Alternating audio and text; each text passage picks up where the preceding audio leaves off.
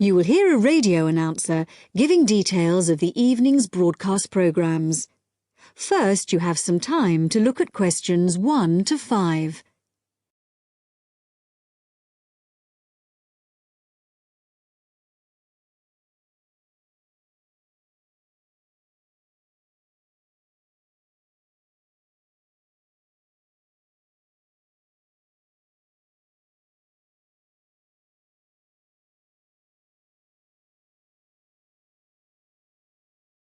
Now listen carefully and answer questions 1 to 5. The time is 6:55 on Thursday, October the 15th. And now here is a brief review of this evening's programmes on Radio 6. Starting in just a few minutes, at 7 o'clock, we have the first programme in our new series, Animal Talk, a documentary with Laura Martins and Jeff Burns. And I'll be telling you some more about that in a minute. Then at 7:50 there will be a broadcast on behalf of the Rare Species Protection Group, telling you about some of the work they're doing to preserve endangered species. This will be followed at 8 o'clock by today's episode of Park Square, our drama series following the fortunes of a close-knit community in North London, in which Sunita begins to wonder if Carl has been telling her the truth, and Carl gets into trouble when a private email is read by the wrong person. At 8:30 we have our phone-in programme, What's Your View? Today's topic is the impact of the media, and you are invited to call in with your own views and questions on this topic.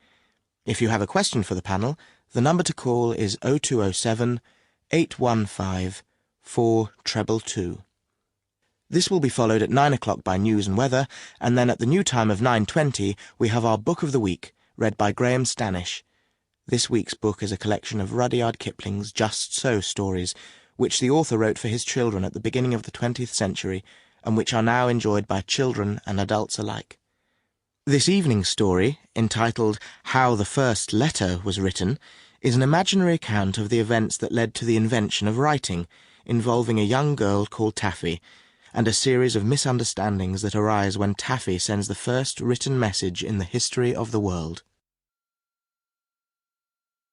Before you hear the rest of the talk, you have some time to look at questions 6 to 10.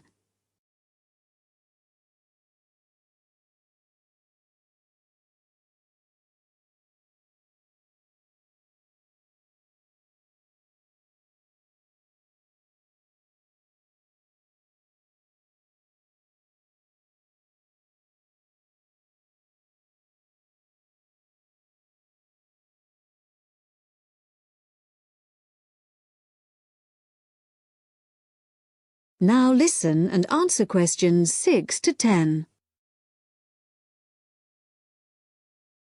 And now, some more information about our major new documentary series, Animal Talk, which explores the fascinating area of animal communication.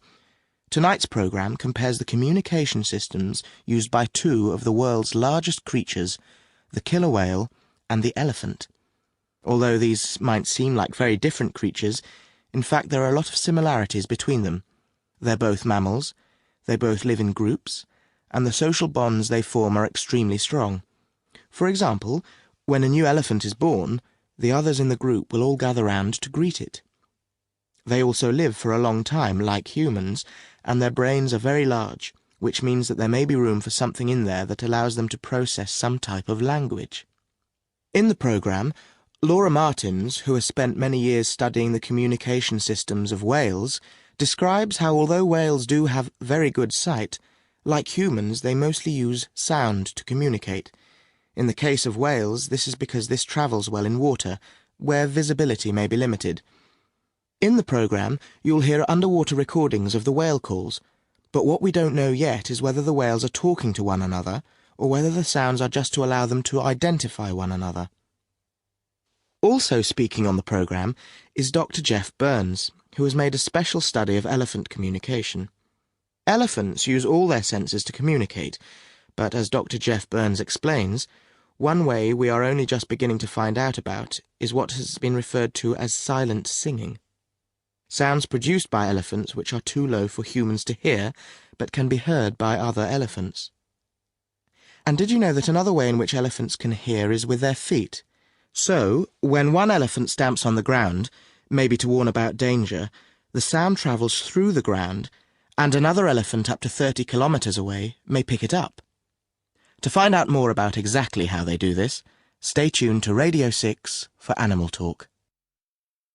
That is the end of part 1. You now have half a minute to check your answers.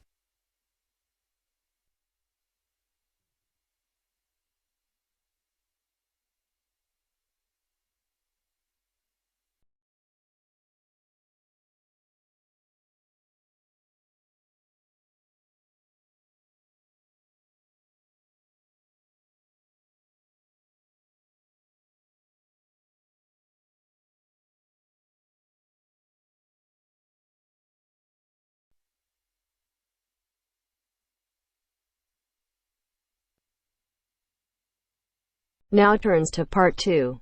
Part 2. You will hear a conversation between a travel agent and a customer. First, you have some time to look at questions 11 to 17.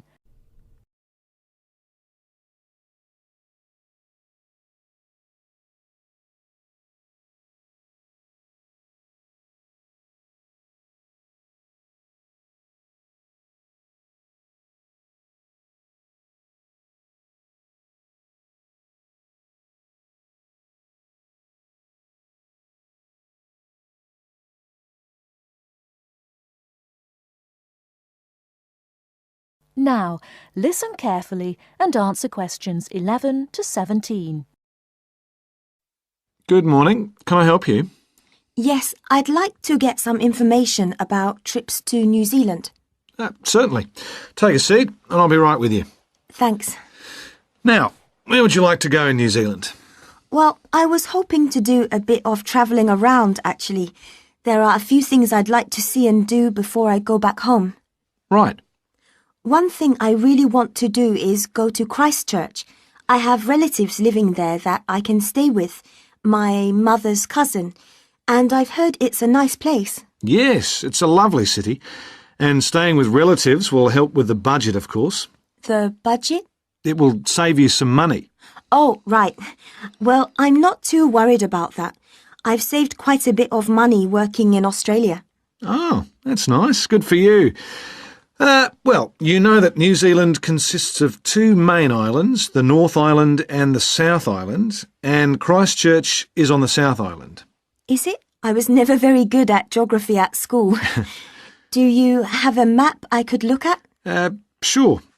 Here we are. Right, I see. And, well, then I'd also like to spend some time in Auckland, and maybe I could do an English language course there. Can you organise that sort of thing for me? Oh, certainly. We'd be happy to arrange that. But bear in mind that Auckland is in the North Island. OK. And I'd also like to do some skiing or maybe even some snowboarding. I hear New Zealand is a great place for that. Yes, absolutely. But you should go to Auckland first for your studies, and then you can get the ferry across to the South Island and take the bus down to the snow. Oh, I don't like boats very much. I'm not much of a sailor. I think I'd prefer to fly. Right. What about joining a walking tour? That could be really fun. Not sure about walking, but joining a tour might be a good way to travel because then I might make some friends my own age. Now, let's get some details. Can I have your name, please? Yes, it's Su Ming Lee, but you can call me Sue. OK, Sue. And what's your address here in Melbourne? I'm living with my aunt in the suburb of Kew. It's 29 Lock Street. That's L-O-C-H, not L-O-C-K. Do you have a phone number that I can get you on? The best thing would be if I give you my mobile. I always have it on me. It's 0402 558 992. OK. And when do you want to travel? Because you'll need to be down south in July or August. Oh, yes, of course. That's winter, isn't it? So I better go to Auckland in May. Yes, let's say departing from Melbourne on the 1st of May, that's a Saturday, and then you could begin your course on Monday the 3rd. That sounds great. And how long would you like to study for? A month, 2, 3? What do you think? Well, I'll probably need more than a month. What about 8 weeks until the end of June? Fine. I'll see what I can do. Oh, and how would you like to pay for this? On my Visa card, if that's possible.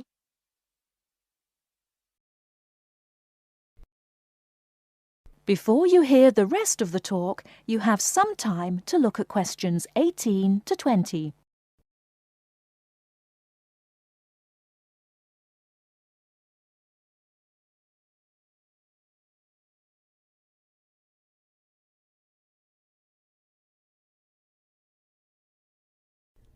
Now listen and answer questions 18 to 20. Hello, Sue. It's Angelo from Cosmos Travel here. I've booked your flight and I've found you an English college called the Harbour Language Centre. Great. Where exactly is that? Well, have you got that little map I gave you yesterday? Yes? You see where the harbour is with the 3 wharves and the water? Yes. Got that? OK, there are 2 parallel streets. Quay Street, that's Quay, and Customs Street. The building where the college is located is on Quay Street, opposite Prince's Wharf. Right. Got it. And what about accommodation? Well, I've booked you into a hotel for the first 3 nights, and then the accommodation officer will find you a family to live with. Good. And where's the hotel? It's a short walk from the college, on the corner of Queen Street and City Road. Which corner exactly? On the left-hand side as we're looking at the map. OK. Near the little park. Yes, that's right. And what about a good bookshop? I'm going to need to buy a dictionary and some English books. Yes, well, I believe there's a really good language bookshop on the corner of Customs Street and Queen Street. It's near the college, so that's pretty convenient. Thank you so much. You've been really helpful.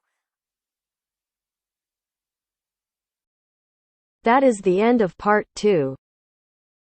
You now have half a minute to check your answers.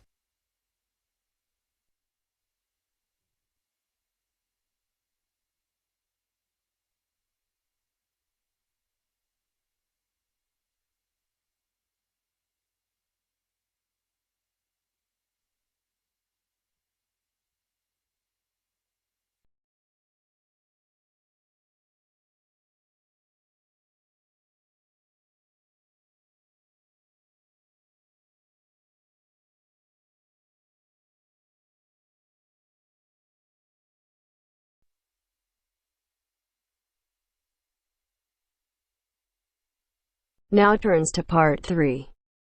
Part 3.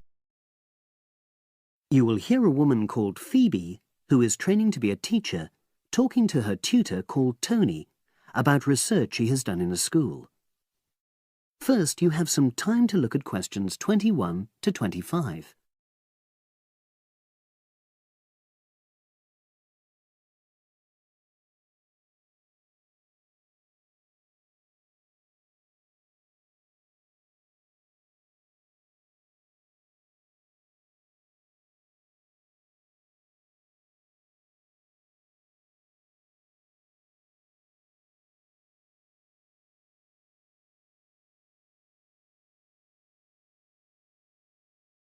Now listen and answer questions 21 to 25.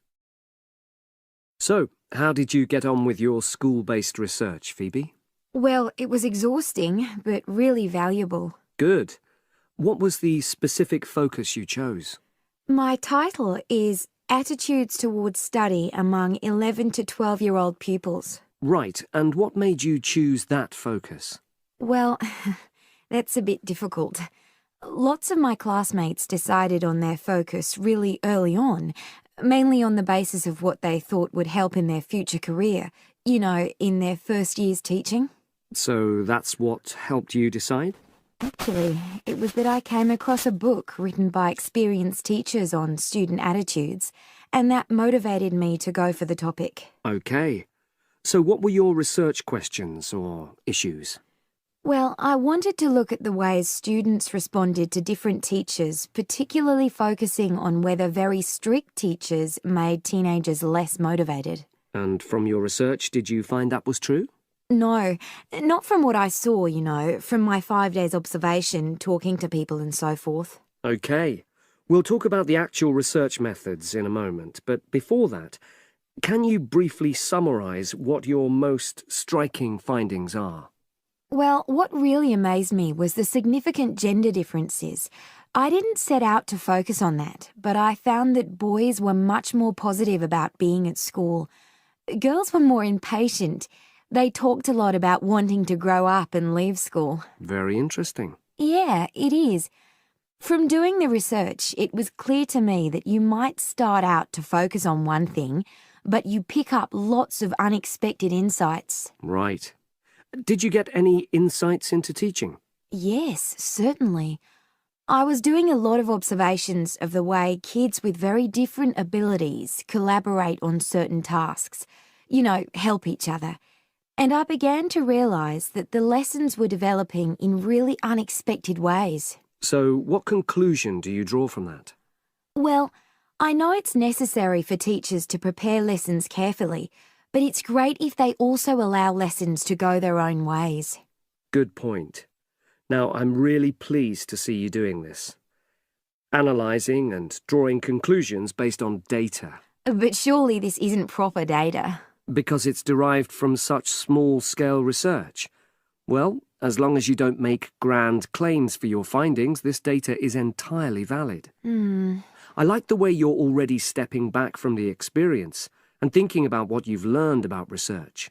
Well done. But I know I could have done it better. As you become more experienced, you'll find ways to reduce the risk of difficulties. OK. Now you have some time to look at questions 26 to 30.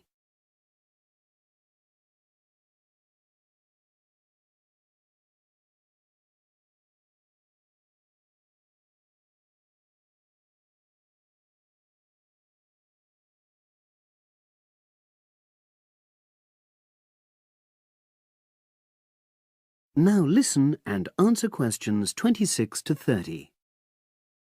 So, let's look in more detail at how you gathered your data. Let's start with lesson observation. Well, it generally went quite smoothly.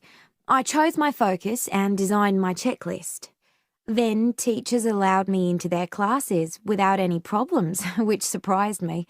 It was afterwards that the grueling work started. Yeah, it's very time-consuming, isn't it?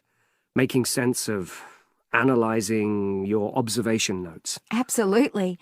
Much more so than interview data, for example. That was relatively easy to process, though I wanted to make sure I used a high-quality recorder to make transcription easier. And I had to wait until one became available. Right. And did you interview some kids as well? In the end, yes. I talked to 10, and they were great. I'd imagined I'd be bored listening to them, but... So it was easy to concentrate? Sure. One of the teachers was a bit worried about the ethics, whether it was right to interview young pupils, and it took a while for him to agree to let me talk to 3 of the kids in his class, but he relented in the end. Good. What other methods did you use? I experimented with questionnaires, but I really regret that now.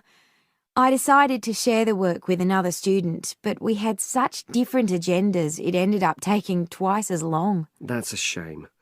It might be worth you reflecting on ways you might improve on that for future projects. You're right, yeah. OK. And the other thing I did was stills photography. I didn't take as many pictures as I'd hoped to. Lack of time? It's pretty easy just snapping away, but I wanted each snap to have a purpose, that would contribute to my research aims, and I found that difficult. Well, that's understandable, but remember...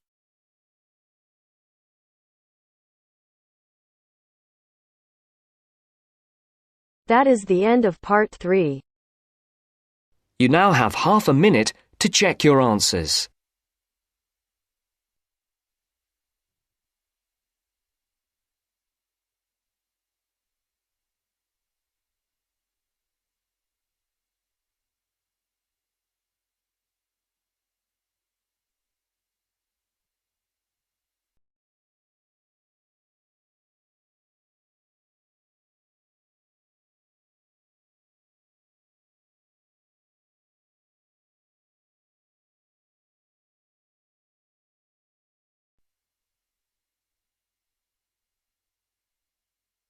Now turns to part 4.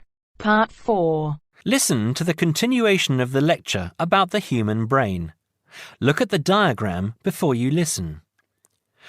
First, you have some time to look at questions 31 to 40.